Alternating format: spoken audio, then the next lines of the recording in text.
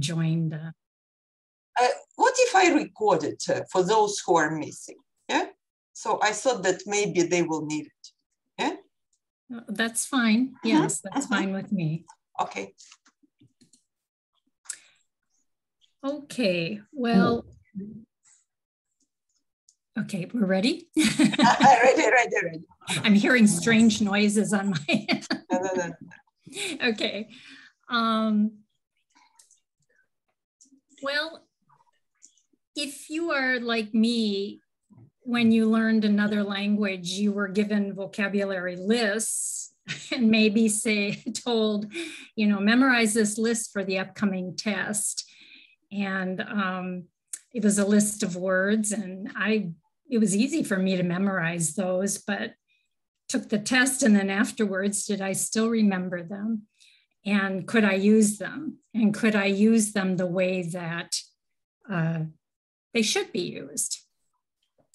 A lot has been done with vocabulary teaching, a lot of it thanks to computer programs.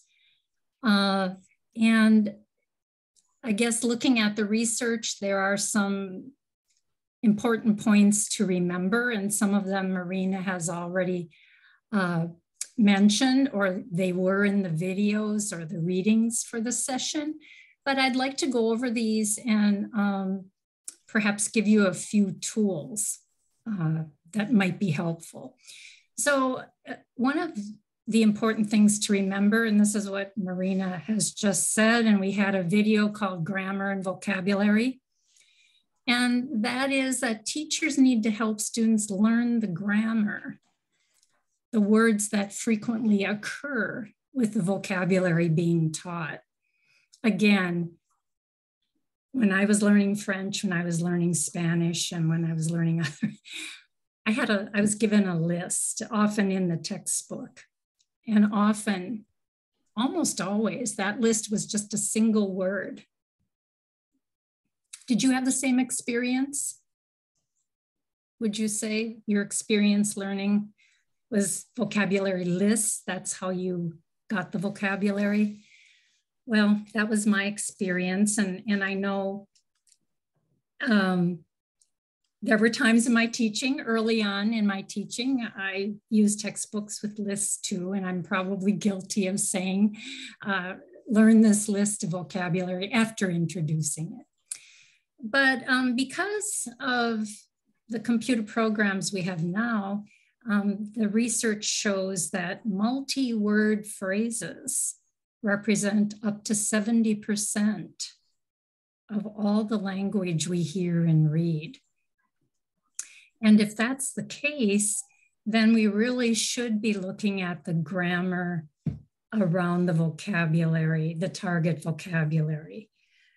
So what are multi-word phrases? Again, you heard about these in the videos. They can be called, some of them are collocations, chunks, lexical bundles, set phrases, idioms, which are so hard to grasp. Fixed phrases and strings, lexicalized sentence stems. You can read these. These are all considered multi-word phrases. So, what does that mean? Well, we'll take a look at the next slide.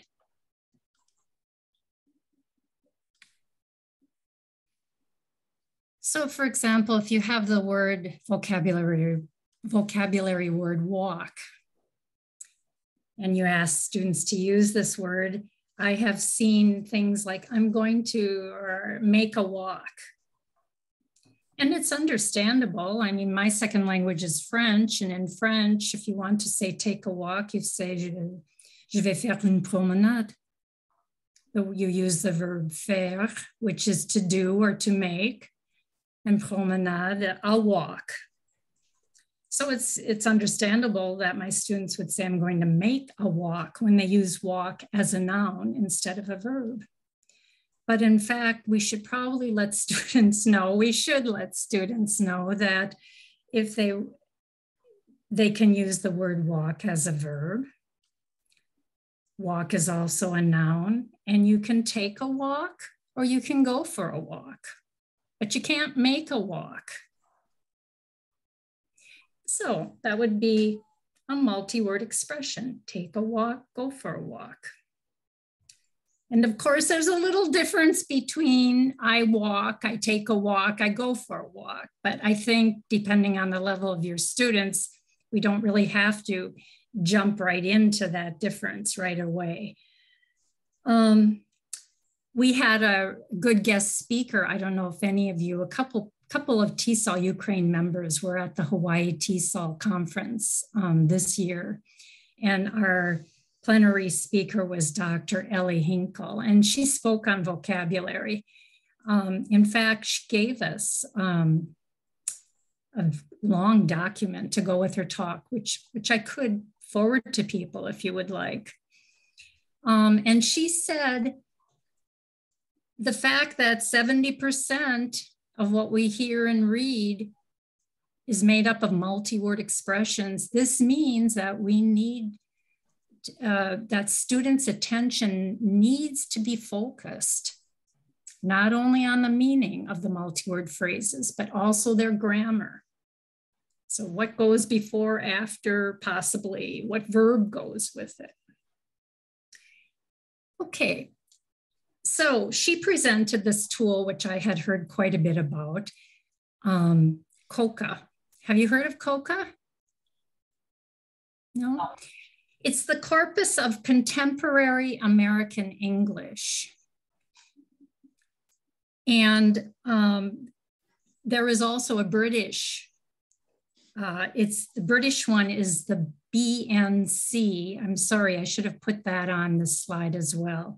The BNC, the British National Corpus. Okay, now again, because of computers and computer programs, researchers have been able to put in all kinds of texts, not just written text, but spoken text, fiction, magazines, newspapers, academic texts, TV, movie subtitles, blogs, and web pages into computers. Put them into computers, and the computer spits out, for example, if I want to look up take a walk, it will spit out this long printout of sentences from all these different sources I've just mentioned to you using take a walk. But you can read these sentences and see the context of take a walk. You can see what has come before take a walk, what has come after take a walk. And so this tool, I mean, it does take time to kind of navigate it, to look around, but not that much. But this is a tool you might want to use. It actually, this COCA contains 1.1 billion word corpus. 1.1 billion word corpus. And it was, it takes examples from 1990 to 2019. And the most recent updates to it were added in March 2020. Now, the British National Corpus is a little smaller. It's 100 million word corpus, and it's a little older. It was put together in the 1980s and through 1993. But you can go back and forth looking at these. So what use is this to us? Well, as teachers, we can go online, go to this, use this tool to help us see what is contemporary English, to help us see what grammar goes with the vocabulary that we are targeting for our lessons. If we're writing materials, it can be really helpful. I mean, we can use some of these sentences, take them out and use them in our materials. And I think depending on our students, if we have advanced students, certainly if we are training English teachers, maybe not first year, maybe not second year. I worked with third year students when I was in Vienna, and I think they could handle this very well. And if you have advanced students studying law, engineering, whatever, but if they are advanced, I think you can have them go here and pull out some of the sentences and analyze them as a way of reviewing or noticing what goes with it. So as I said, it takes some time, but not a lot. You do have to create an account, but that only takes a minute. And I would highly recommend you start with the overview. But then it gives you a little box and you can click whether you want words, strings, whatever, put in your word, click it, and out comes this almost like a printout of all the different usages. So this is a tool that might be helpful to you and or your students, COCA. Okay, so again, this tool goes with the idea that we should be teaching grammar with vocabulary. Okay, next thing to remember.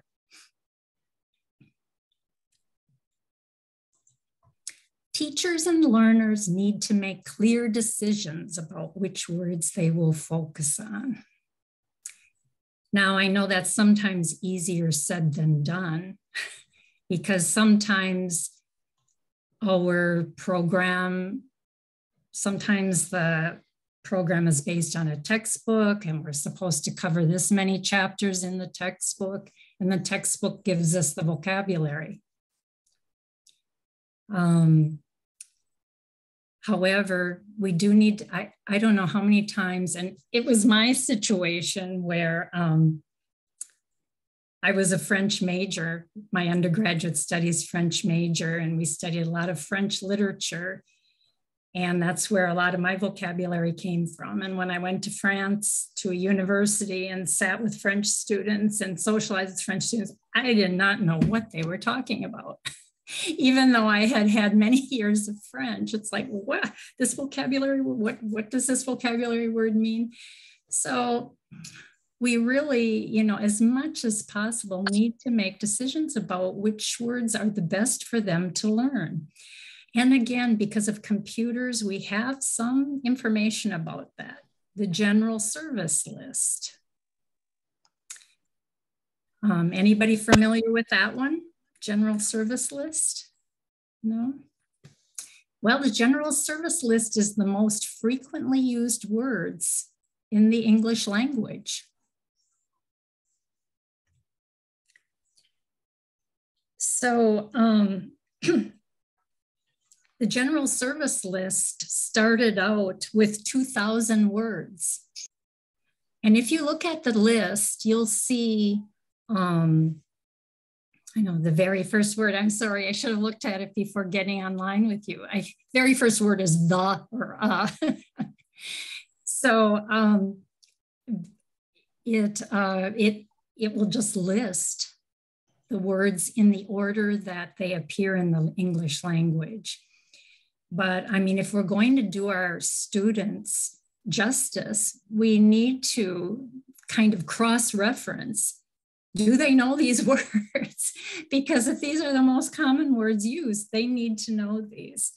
So the original list had 2,000 words. There is now a new general service list, and that has 2,801 words that are most commonly used. And again, because of computers, they have managed to generate input from academic textbooks into the computers, and the computers have spit out the most common words needed for general academic studies, not specific, general. And that's called the academic word list. And the academic word list had 570 words. These are words like what? summarize, distribute, some of these words that you see often in textbooks, synthesize, and analyze, synthesize, words like that come up. So that's the academic word list. Paul Nation from Australia, I believe he's emeritus now, Professor Emeritus, but Paul Nation has done a lot of work with that academic word list. And if you go to his website, he's got different resources on the website. Paul Nation is his name, just like the word nation, the word for a country, a nation. And then, of course, we need specific words for the content areas of study. And those, of course, I would hope you find in your course materials. I did find one list. There are lots of lists online. I did, and speaking of lists online, I actually went online and typed in academic words needed for 4th grade. And a list came up. But of course, that was for native speakers, I believe, even though these lists, the general service list and the academic word list, are made for ESL students, actually, put together for ESL students. I did find one website that's listed here that has a lot of different kind of general content categories, and the words are in paragraphs, not in lists. So, especially for beginning level students, general topical categories. Okay. Any question on those tools that I'm trying to show you here? The COCA, the general service list, academic word list. Any questions, or do you have anything you can add? Do you know of a resource that would fit in these two about making clear decisions on what words to focus on, or about teaching word groups? Anybody have anything to offer, or any questions? I see that Raisa wants to talk. Raisa. Oh, okay. I am thinking what to concentrate on. Just it's about general service list and academic word list. What is the number of words for academic word list? And can these words be used in everyday situation, not for academic purposes? Well, the academic word list, the original list has 570 words. The new list has 963.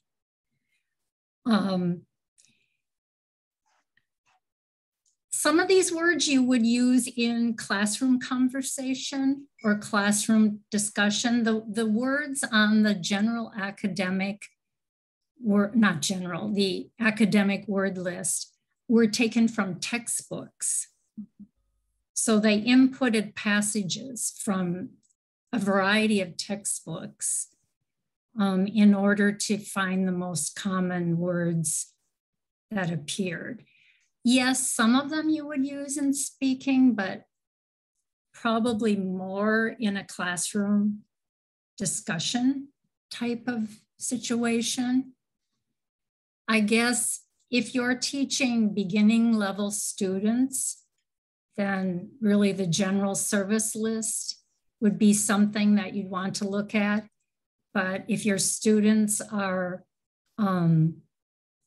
as they advance in their studies, they will definitely need the academic word list. I teach advanced level. Yeah, I would hope they would know the words on the general service list. I mean, all of these things take time. it's hard to just grab this and take it to class next week when you have a break to look through the lists, although they are in PDF form online, so you can just pull up these lists.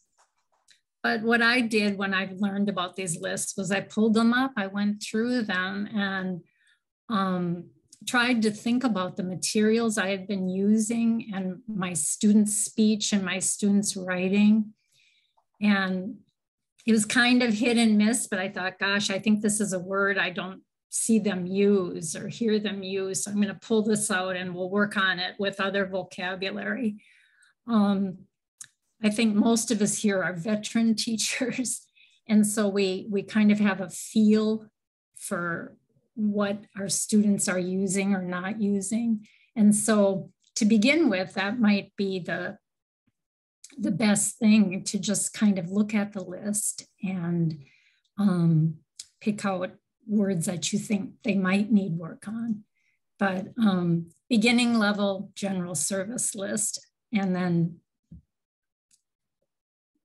low intermediate and up, or intermediate and up, I would say the academic. And again, it depends. If you're teaching adults who just want some English, well, then you don't need to worry about that general academic.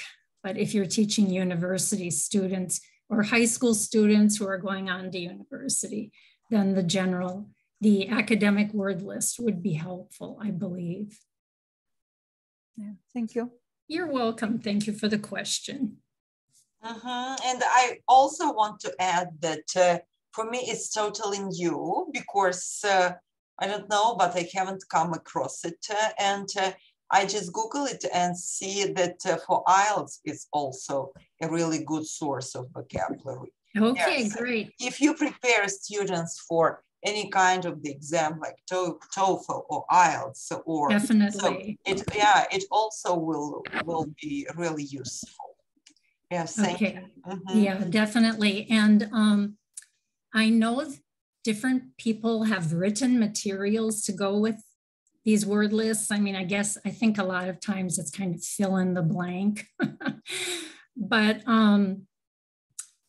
I'll do a search. You can do a search too. If we can find some materials online, I'm not sure if there are any freebies online that go with these lists, but I'll do that. And Natalia asked if they can get the links after the talk. Certainly, Marina, I think we should send all the slides out with the links. Yeah. Or we can put them in the document with the homework tasks, whichever, although I'm not sure is everybody seeing that? But we definitely will get you those links because these are useful tools. I'm copying them now into our chat, and I will also send them via email. Thank you. Thank you. Okay, so those are some tools that I hope will come in handy. But there is one more thing we have to keep in mind, and perhaps the most important thing. Research, because there has been much more research. I say recently, but it's mainly from the 90s. That's not too recent anymore. Seems like yesterday. Research shows that we need, again, it depends on the person, but we need to have 10 to 15 meetings with a new word before we remember it, before we rememberize. Yeah, a new word here. So we don't want to tell our students to memorize these words because they go into short-term memory and then they get dumped. We want those words, if they're useful words. Again, going back, we have to determine what words our students need. And that also means that we have to help them see some words are words that you should recognize and maybe not expect to use. So going back to that last point, it's not just the most common words used, but also when students come to me with a list of words and they say, how do I say this word? And I'm like, it's good to know this word when you hear it, but you don't ever need to use this word when you say something from a novel, you know, something out of date. You're not going to use this in your speech. So we need to help students see that as well. That goes back to point 2. Point 3, we don't want our students to memorize per se words because then they go to short-term memory and often get dumped. We want it to go into their deep memory, long-term memory. And research says most adults need 10 to 15 meetings with a new word before they remember it. 10 to 15 meetings at one time? No. They should be spaced, repeated encounters with the word. Another thing is putting the words in context, not just a list, but in some kind of paragraph, minimum sentence, is the best way to remember them. And also personalizing vocabulary also helps. So if I can take this vocabulary and think about my life or my experiences and use that vocabulary that way, it will help me remember it.